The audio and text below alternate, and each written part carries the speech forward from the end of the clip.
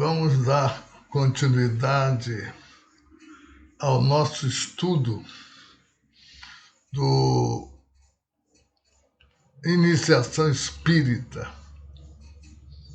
da Iniciação Espírita. Nós estamos agora na 15ª aula.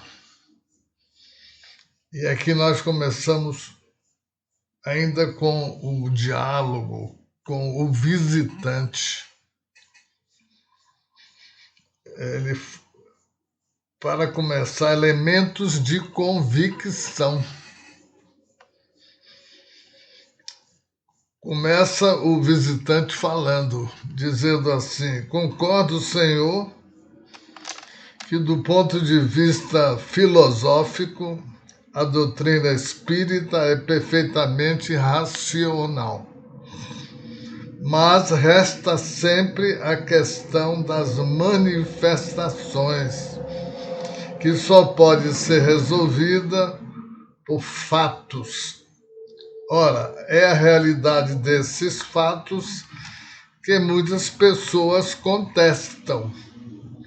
Não deve admirar-se do desejo que expressam de ser testemunhas deles. Então, Allan Kardec responde com muita propriedade. Acho muito natural, mas como procuro fazer que colham algum proveito, explico em que condições é conveniente se colocarem para melhor observá-los. Ora, aquele que não se quer colocar nessas condições é porque não traz em si a vontade séria de esclarecer-se. É inútil, então, perder tempo com ele. Concordará também que seria estranho se uma filosofia racional se originasse de fatos ilusórios e forjados. Em boa lógica, a realidade do efeito implica a realidade da causa.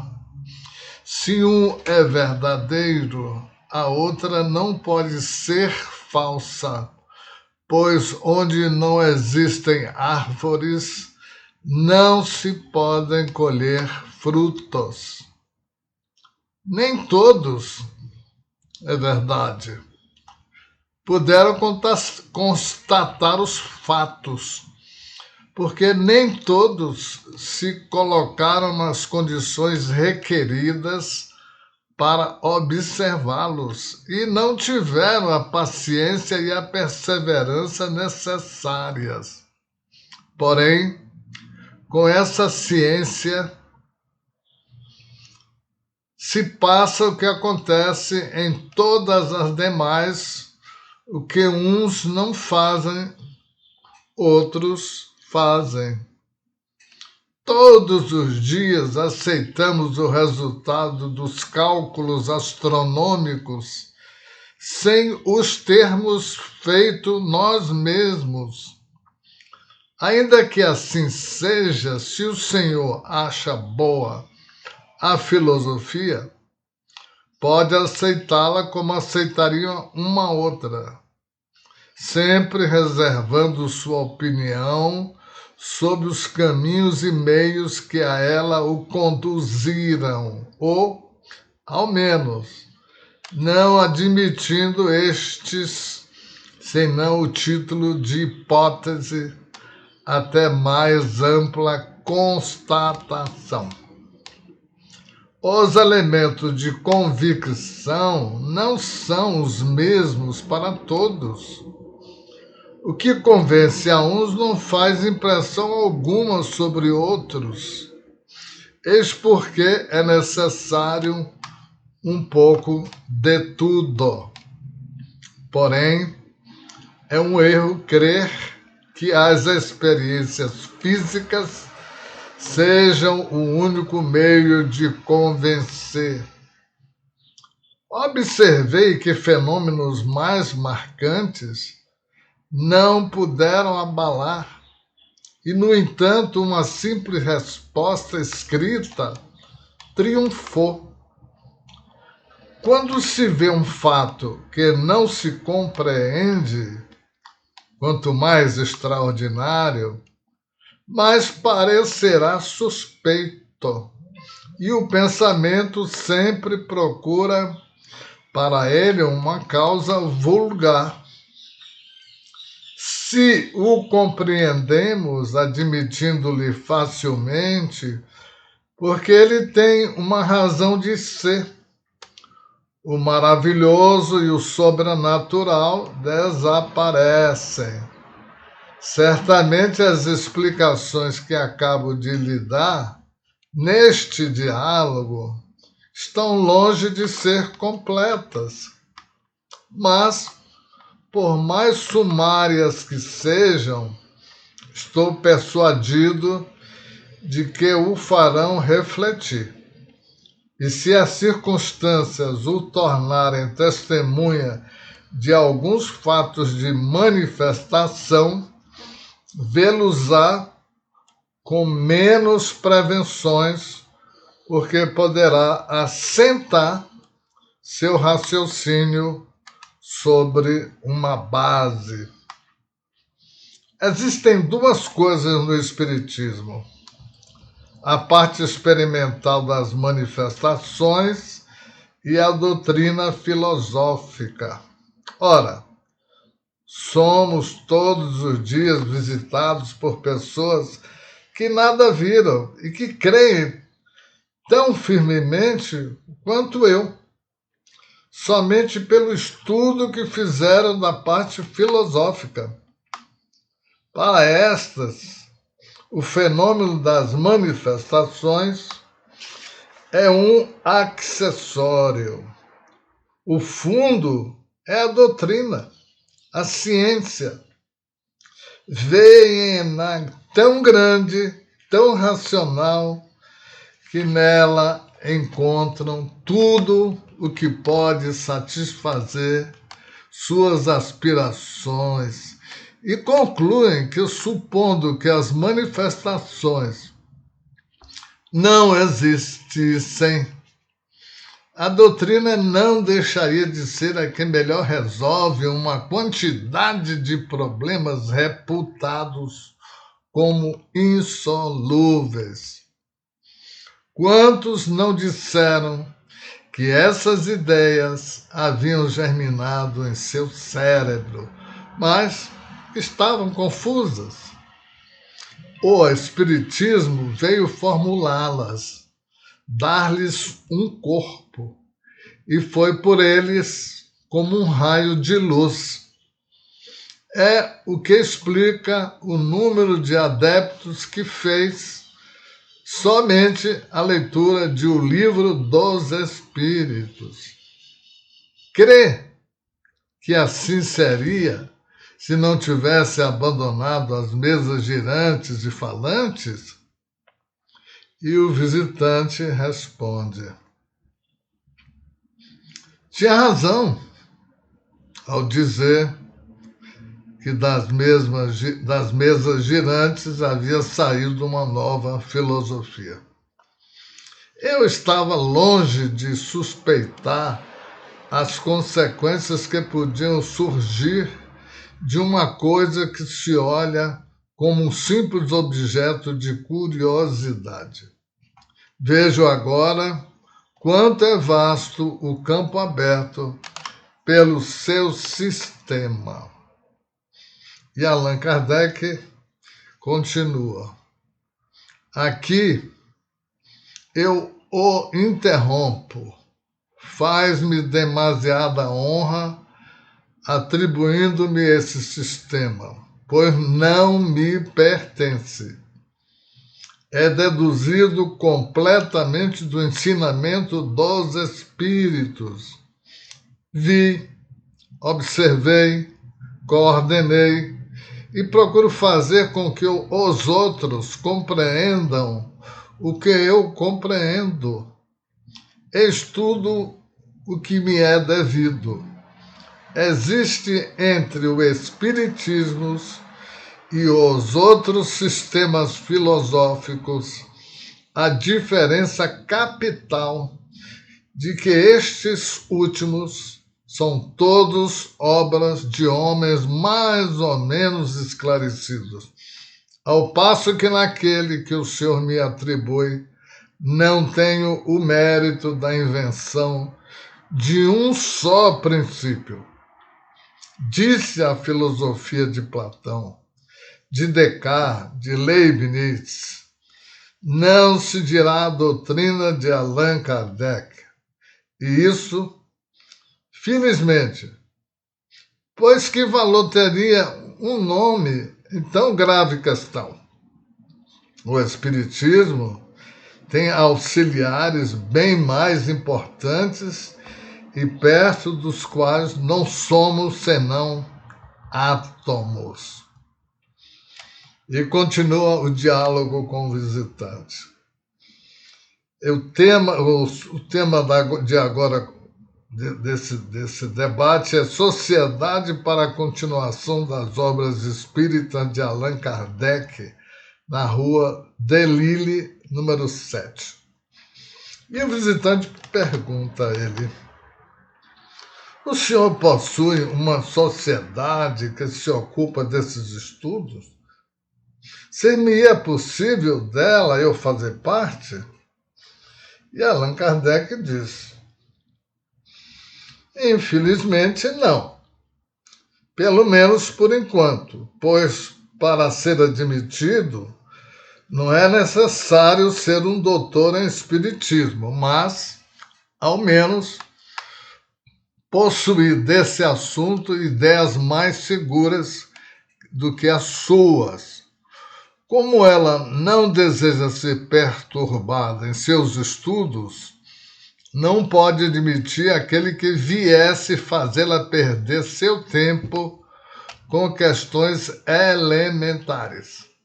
Nem aqueles que, não simpatizando com seus princípios e suas convicções, lhe levasse à desordem com discussões intempestivas ou por espírito de contradição.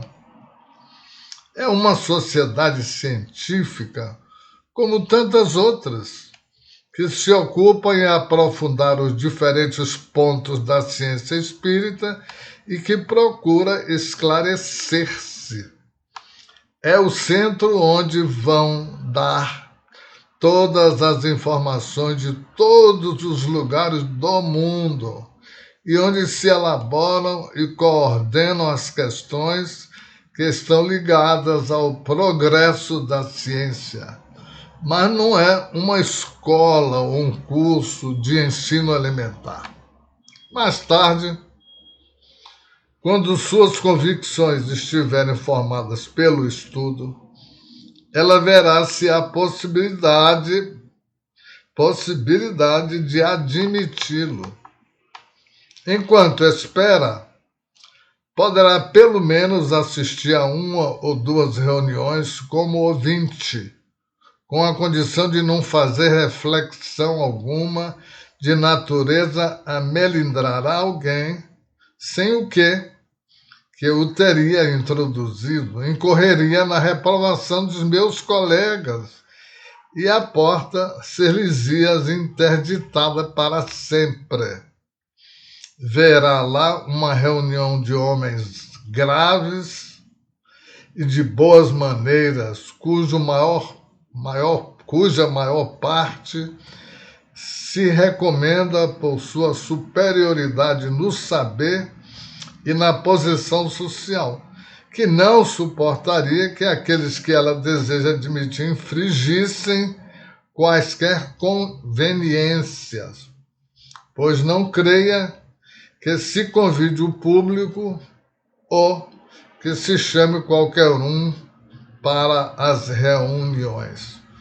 Como não se fazem demonstrações a fim de satisfazer a curiosidade, há uma cuidadosa separação dos curiosos. Então, aqueles que acreditassem ali encontrar uma distração ou uma espécie de espetáculo ficariam desapontados e fariam melhor não tendo comparecido.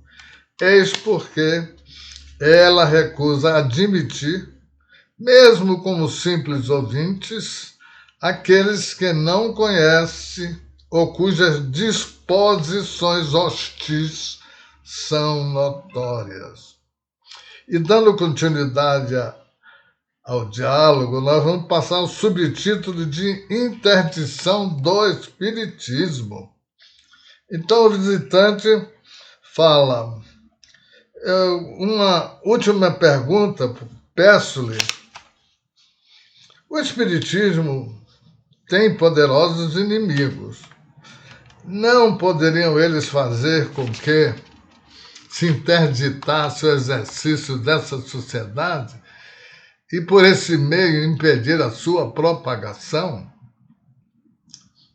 E Allan Kardec responde de uma maneira correta, bem explicada. Seria esse o meio de perderem a partida um pouco mais depressa, pois a violência é o argumento daqueles que nada de bom têm a dizer. Se o Espiritismo é uma quimera, ele cairá por si mesmo, sem que se tenha para isso de fazer tanto esforço. Se é perseguido, é porque é temido. E só as coisas sérias são temidas. Se é uma realidade, ele está, como lhe disse, na natureza. E não se revoga uma lei da natureza com um traço de pena. Se as manifestações espíritas fossem privilégio de um só homem, ninguém duvida que, pondo esse homem de lado, pôr-se-iam fim às manifestações. Infelizmente, para os adversários, elas não são mistérios para ninguém. Não há nada de secreto, nada de oculto. Tudo se passa à luz do dia. Estão à disposição de todos e verificam-se tanto no palácio como na mansarda. Pode-se proibir seu exercício público, porém, sabe-se perfeitamente que não é em público que elas se produzem melhor, e sim na intimidade. Ora, qualquer um pode ser médium. E quem pode impedir uma família em seu lar, um indivíduo no silêncio de um gabinete, o prisioneiro sob ferrolhos, de ter comunicações com os espíritos? Sem o conhecimento e nas próprias barbas dos esbirros. Admitamos, entretanto, que um determinado governo fosse suficientemente forte para impedi-las em sua terra, impedi-las ia nas terras dos seus vizinhos, no mundo inteiro, já que não existe país nenhum nos 2 continentes onde não existam médiuns. O Espiritismo, aliás, não tem sua fonte entre os homens. É a obra dos espíritos que não podem ser queimados nem presos. Consiste na crença individual e não nas sociedades que não são absolutamente necessárias. Se chegasse a destruir todos os livros espíritas, os espíritos os ditariam novamente. Em resumo, o Espiritismo é hoje um fato consumado. conquistou seu lugar na opinião. E entre as doutrinas filosóficas, é preciso, portanto, que aqueles a quem ele não convém o aceite a seu lado, continuando perfeitamente livres de não se interessarem por ele. Vamos dar início agora a um outro diálogo, não é mais com o visitante. O diálogo de Allan Kardec é com um sacerdote. O sacerdote se aproxima de Allan Kardec, chamado de terceiro diálogo, né? O padre. E o sacerdote pergunta-lhe: permite-me, Senhor, dirigir-lhe por minha vez algumas perguntas? E Allan Kardec disse: à vontade. Mas antes de responder-lhe, creio útil fazê-lo conhecer o terreno no qual pretendo colocar-me com o Senhor. Devo, antes de tudo, declarar-lhe que não procurarei em absoluto convertê-lo às nossas ideias. Se deseja conhecê-las com detalhes, encontrá-las-á nos livros onde estão expostas. Neles poderá estudá-las à vontade e ficará livre de aceitá-las ou de rejeitá-las. O Espiritismo tem por finalidade combater a incredulidade e suas funestas consequências, fornecendo provas patentes da existência da alma e da vida futura. Ele se dirige, portanto, àqueles que em nada creem ou que duvidam. E o número deste é grande, como se sabe. Os que têm uma fé religiosa e a quem essa fé basta, não precisam dele.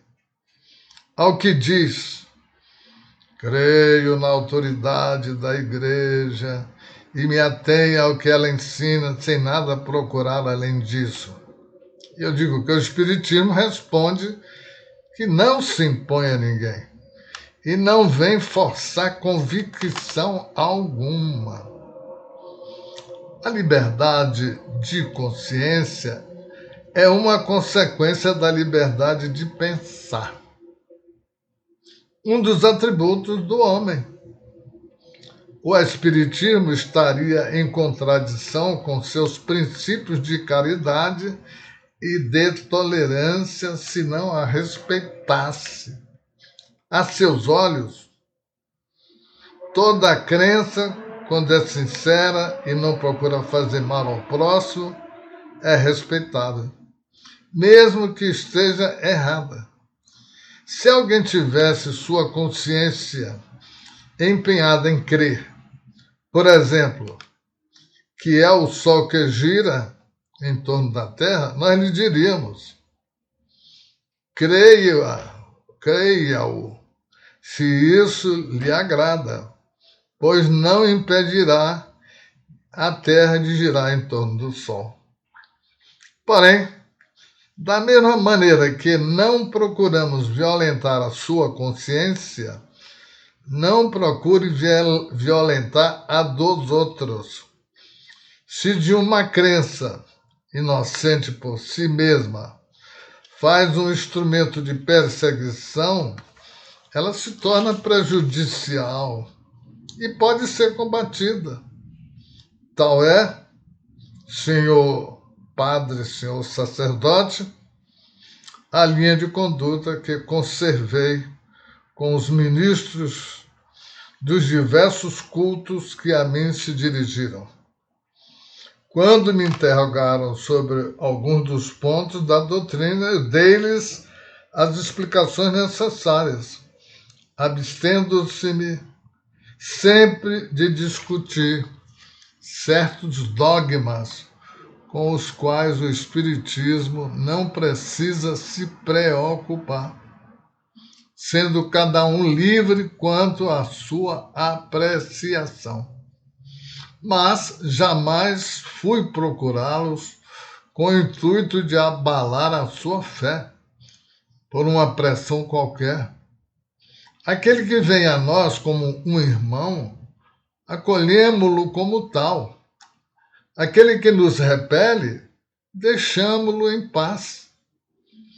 Tal é o conselho que não cesso de dar aos espíritas, pois jamais aprovei os que atribuem a si a missão de converter o clero. Digo-lhes sempre, semeiem no campo dos incrédulos, pois é lá que se tem uma ampla colheita a fazer. O Espiritismo não se impõe, porque, como disse, ele respeita a liberdade de consciência. Sabe, aliás, que qualquer crença imposta é superficial e só tem as aparências de fé, mas não a fé sincera. Expõe seus princípios aos olhos de todos, de tal maneira que cada um possa formar uma opinião com conhecimento de causa. Aqueles que os aceitam, padres ou leigos, fazem-no livremente e porque os julgam racionais. Porém, não queremos mal àqueles que não são da nossa opinião. Se hoje existe luta entre a Igreja e o Espiritismo, temos consciência de não a termos provocado. Daremos continuidade à nossa aula na próxima. Muita paz.